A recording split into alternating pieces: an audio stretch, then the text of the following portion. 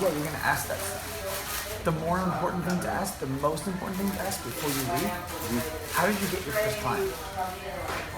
Yeah. Or how did you get your last client? How effectively can I communicate this value and make plenty of money doing it? Yeah. And make them happy to be paying me. I mean, you guys just completely changed my entire view of like the fitness industry and how to make a living out of it, which is crazy. When you go to I just wrapped up a meeting with a young fitness professional and Larry Geyer. You might know Larry as Larry the Human. This young fitness professional is leaving the corporate world and getting into the fitness space. It's the opposite of what most people are doing. Enjoy this short series. It's a 4-part series to show you guys what we talked about. So the first question that most young fitness professionals ask me, when I say young, I don't mean young in age. I mean young in career. They ask me, what certification do I need to get? What cert do I need to get? And most people think that I'm gonna say, you gotta get an active life cert. That's the education that you need if you wanna be successful.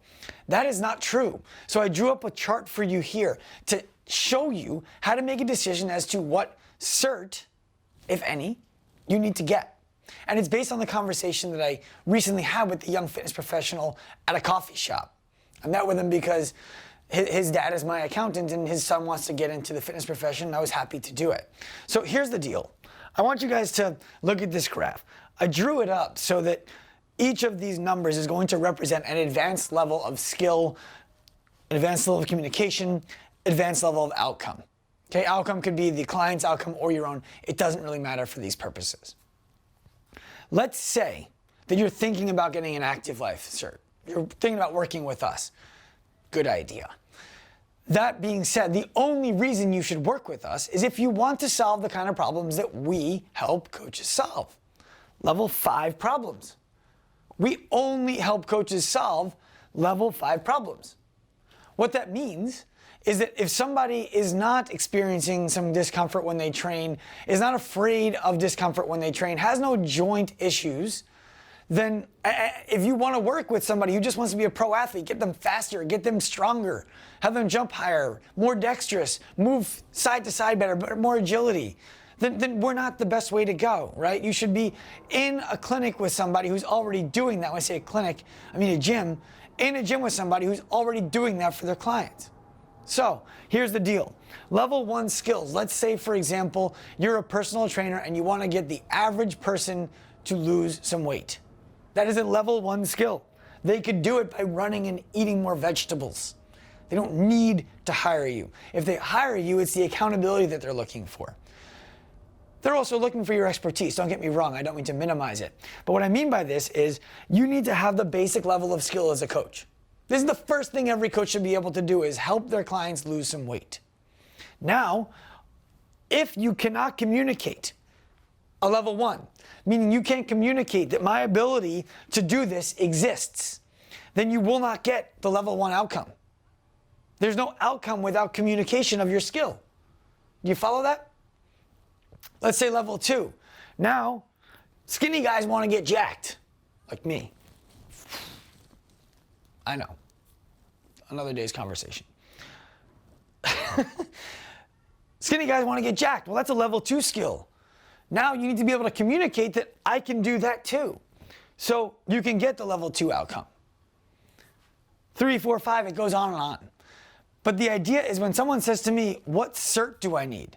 That depends on what problem you want to solve. Now, what we're going to do next is I'm going to show you how this actually breaks down even further and why certifications might be the wrong thing for you to do altogether. So give me a second, I'll get that up on the board for you. So now we're done talking about what certification you need. You get it. Once you have the basic level of knowledge, you can solve the basic problem. Once you have the level 2 knowledge, you can solve the level 2 problem. Level 3, level 3, level 4, 4, 5, 5. You understand that. What we're moving on to now is, should you even get more knowledge? And this is gonna be controversial. Your coach friends are gonna be like, wow, that guy's a dick. Don't listen to him. That's not true. They just don't relate to this, and that's okay. Because if you wanna be world class, you gotta be prepared to be unrelatable. So here's the deal. You are wasting your time if this represents you. And I know that this represents most coaches. What I mean by that is you have basic skills. You can teach the fundamental movements. You've done it before, you've proven success. You can teach advanced skills, which include things like Olympic weightlifting, throwing a ball, athletic skills. You can make the person into the athlete. You have both sets of skill. What most people do next is they go get more and more and more and more knowledge in that skill set. Because what happens is they look out into the world, they look at the person they want to be the most like, and they're like, damn, that guy, that girl has some skills. They can do a really good job by their clients. And you forget that you're also doing a really good job by your clients. The difference between the job that you're doing for your clients and the job that they're doing for their clients is not that they have this exceptional level of skill that you're missing. It's that they understood how to market and sell to their clients. The reason why somebody like Eric Cressy gets the top baseball players in the world to come to his facility is because, first, he got basic skills, advanced skills, marketing and sales skills. Make no mistake about it, a guy like that who's dominating his industry has marketing and sales skills. And if he doesn't, he has somebody on his team who does. The reason why somebody like Ben Bergeron is dominating in the CrossFit space is because he has basic skills, he has advanced skills, and he has marketing and sales skills. And if he doesn't, he has somebody on his team who does. So here's the deal. When do you go from advanced skills to marketing and sales? At what point is that the decision that you need to make? My answer to you is actually in between here. Once you have the basic skills, it's your duty to learn how to market and sell those skills. Because the only way you get to advanced skills from the basic is by practicing them on real people, on real clients. The only way that you're going to get to practice these things on real clients is if you can communicate, marketing and sales is just communication, to those people that you can help them. And then get them to part ways with their energy, money, for your energy, time, attention, solutions. You need to learn how to market and sell your basic skills before you even begin getting advanced skills. The mistake that most fitness professionals make is they get basic skills, then they get advanced skills. Then they think, I'm not as skilled as this celebrity coach out there. I understand. I get that. The truth of the matter, and this includes me, by the way, I'm putting myself in the same category. I'm not suggesting I'm Eric Cressy or I'm Ben Bergeron. I'm in my own category of what I do. I know a lot of you guys look to what we do at Active Life as the way that you should be doing things, and I appreciate that. What I want you to know is that we're really good at what we do specifically. We've advanced our skills in a very, very, very specific way. But I wasn't as good 5 years ago when we started thinking about this as I am now. I wasn't as good 3 years ago when we started doing this as I am now. The most important skill that we've improved upon, however, is not getting the clients better.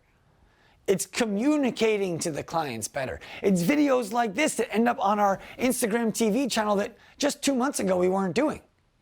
It's stuff like this, the marketing and the sales of this material that is going to allow us to get some of you to decide to come get your advanced skills from us. You need to understand, when it comes to getting a client, bigger muscles, trimmer waistline, faster, more agile, I am probably not any better than most of you. But I'm here on this video, on this Instagram channel, talking to you. So it appears as though I am. That's the reality. When it comes to getting somebody out of pain without going to the doctor or missing the gym, when it comes to teaching coaches how to actually turn their skills into money, how to do these two things, yeah, we're really good at that.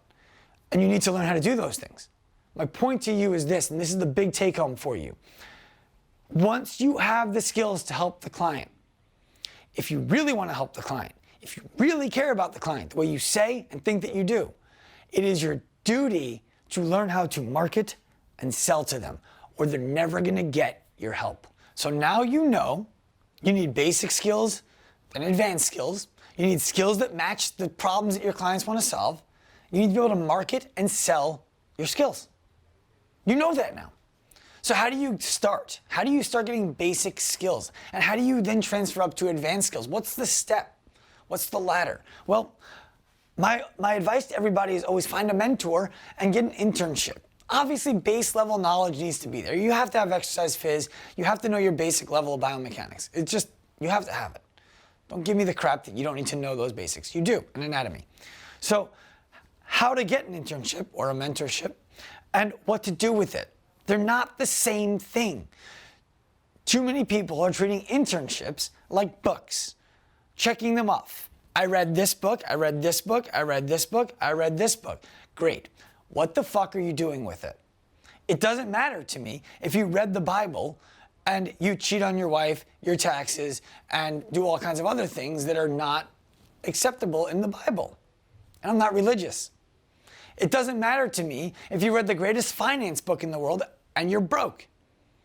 What matters to me, and what should matter to you, because that's really all that matters in the end, is how you apply the information that you got from these books, how you apply the information you got from these internships, these coaching lessons, these things that you learned along the way. So I'm going to teach you how to both get the lessons and how to apply the lessons. First things first, do your research. I get people all the time who come to me, hey, Dr. Sean, I'd love to work for Active Life for free. What do you need help with? Nothing. I don't want to create a job for you. I don't want to have to check in with you. I don't want another thing on my list that I need to do every day so that you can gain your education. I understand. You guys think that going to somebody who you want to work with is bringing them value by offering them to do it for free. The truth is there's a cost to that business. They have to design a plan for you. They have to make sure that you're getting what you want to get out of it. They have to check in with you. They have to follow up. All these things. Do your research. What problems does that business have? And I don't mean what's wrong with the business. I mean, where could they maybe use an extra set of hands? Then come in with a plan to solve that problem. For example, if you wanted to intern with us, maybe you would say something like, hey, I noticed that you guys do a really good job hashtagging and backlinking and thumbnailing all of your YouTube videos. I do that really, really well. Here's some evidence of how I do it. Would you like me to take it off your plate so that you guys no longer need to worry about it? That would be something that someone has done in the past that got them an internship with us. Hey, I noticed that you guys do a lot of follow-up for all of your one-on-one and coaching clients. Would you like help doing things like creating mailing lists and getting things out to them, stocking and shipping? Yeah, that would help. Someone has done that in the past. It has worked. So when you go to a business and you want to intern with them, research what they need, solve one of their problems, and then pitch yourself. You do need to sell. You're going to need to sell them on the idea that the energy they're going to spend to have you is going to be less than the energy it's going to cost to have you. Even if you believe that you don't cost them any energy, I'm just going to be in the room. I just want to shadow you. That costs energy. I'm walking around, this person's behind me, watching my every step. Okay? What if they say something wrong to one of my clients? That reflects on me. What if they show up to work wearing the wrong outfit? That reflects on me. I have to have systems in place to make sure that you know what to wear, what time to be there, what to say, what not to say. All of those things. So you're going to need to come with a sell ready to solve a problem that you've researched. Then you'll land an internship with the person who you want to mentor you. So those are in purple. That's how you get it. What do you do once you have it? Well, you gain trust. How do you gain trust? You do what you said you were going to do. It's really simple. If you want to gain somebody's trust, all you need to do is exactly what you said you were going to do. In this situation, that's what it's going to take. That means dressing the part, showering, having your hair properly cut, your beard is trimmed if you have a beard, you're wearing the right outfit, it's clean, you're on time, you're actually a little bit early. Whatever the parameters are, you're doing exactly what you said you would do. You keep your promise. Next, acquire skill. So while you're there, you want to walk around. You want to make sure that you're just kind of the common observer unless they give you something to do. But when you get home every night, make notes. What did you learn that day? What was the most valuable thing for you to take away each day that you were there? What was the most valuable thing to do? What was the most valuable thing not to do? What do you have questions about? Give yourself things so that when you get home, there was something that each day you were intentionally looking for as opposed to just being there as a casual observer. And then lastly, and this is the most important thing on here if all of these other things are done, because obviously you can't do this without the others. This is where people forget. That's why I said it's the most important thing. It's really important that you do this. Ask these 2 questions. Remember, you're getting this internship so that you can do what this person is doing, ideally not right down the road from them, because that would be messed up. So you got to ask these 2 questions. Question number 1, how did you get your first client? Specifically, how did you get your first client? Learn from them how they started their business. The mistake that most people make when they go in to do an internship is they assume when they leave, okay, my business now needs to look like this business today. It needs to be exactly what this expert is doing today. For example, if I was to intern with Super Clear behind the camera, I might see that he has 4 cameras and 19,000 lenses and all these different microphones and lights and crazy shit. So I might think, oh, well, I need to have all of that. No. What was it like when you had 0 clients? How did you get your first one? What equipment did you have? Cool. I can start with that. That's number 1. The second question, how did you get your last client? Your most recent client? Because things are going to change over time. What you want to know is, did they change the way that they got clients because their skill set, their reputation, all of these things changed? Or did they change the way they got clients because the climate changed and the things they needed to do are now different? Are they now doing a different service, so getting a different kind of client? These are the things that you need to know so that you can map out your road from the beginning to the end for when you leave this internship, which, by the way, should have a time cap on it. 3 months, 6 months, a year, whatever it is. It has a start, it has an end, it has a goal. You make sure that you get all of the things from it that you need. Recap. Research. What does the business you're working for need? Problem solve. Figure out how to provide it. Pitch. Learn how to sell to them that you can actually do that job, that your process is going to work, that you're trustworthy. 4, gain trust. Do what you said you were going to do. It's simple once you're there. 5, acquire skills on purpose. You don't show up and just be a casual observer. Learn on purpose. What are you there for each day? Best thing, worst thing, question every single day. Lastly, ask the questions. How'd you get your first client? What equipment did you have? What do I need? How'd you get your last client? Why'd you change it? That's it. If you can accomplish this in an internship program or a mentorship setting, you are going to kick ass. I hope this was helpful.